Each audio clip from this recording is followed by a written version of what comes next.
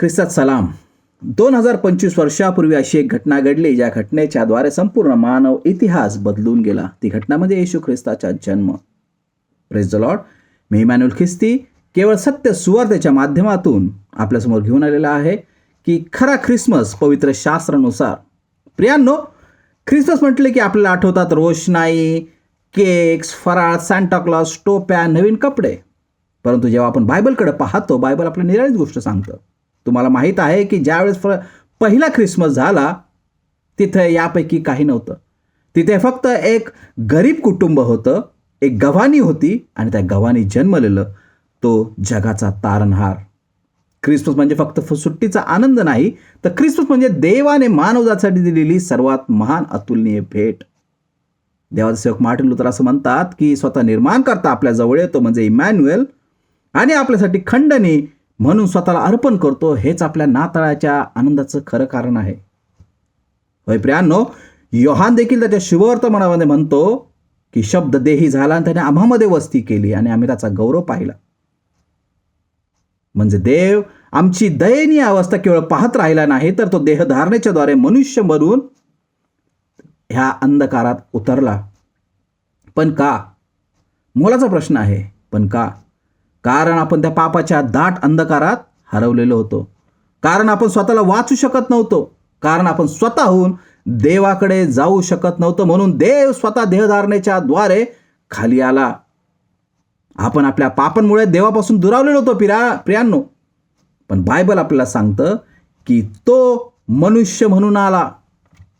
त्याला आपल्यासाठी जगायचं होतं, कारण तो आपला प्रतिनिधी होता. तो वधस्तंभावर गेला कारण त्याला आपल्या पापांची किंमत चुकवायची होती. नाताळाचा खरा अर्थ गव्हाणीपासून सुरू होतो आणि वधस्तंभावर पूर्ण होतो प्रियांनो. तो गव्हाणीचा देखावा गोड गोड दिसतो खरा, परंतु त्या संपूर्ण गव्हाणीवर त्या क्रूसाची सावली पाहायला मिळते. हे जर समजलं तरच नाताळाचा खरा अर्थ आपल्याला समजेल प्रियांनो. जर ख्रिस्त फक्त त्या गव्हाणीपुरता राहिला असता तर ख्रिसमस निरर्थक ठरला असता.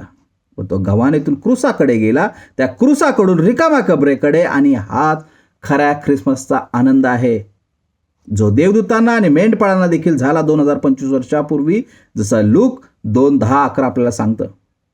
आज कदाचित तुमचं अंतःकरण एखाद्या रिकाम्या गव्हाणीसारखं दुःखी, कष्टी, पापात एकटं असेल.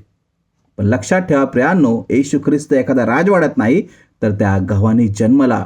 कारण त्याला तुमच्या उद्ध्वस्त जीवनाला त्याच्याद्वारे नवं जीवन द्यायचं आहे.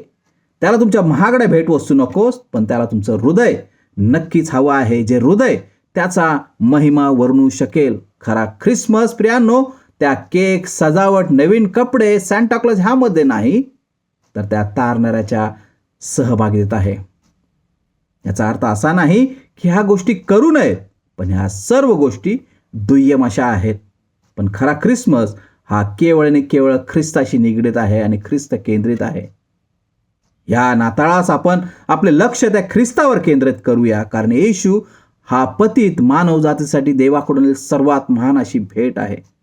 इतर भेटवस्तू कदाचित 25 डिसेंबर नंतर काळवंटतील, त्यांच्या चमक गमावतील. पण येशू ख्रिस्ताचा जो आनंद आहे, संपूर्ण आयुष्यभर आणि सदा सर्व काळासाठी टिकणारा असा आहे, कारण तोच आमचा खरा खुरा इमॅन्युअल आहे. म्हणजेच आम्हा सोबत देवबाप हा खरा ख्रिसमस समजण्याचा आपणास सहाय्यपूर्व नाताळाच्या आपणास शुभेच्छा. थँक्यू.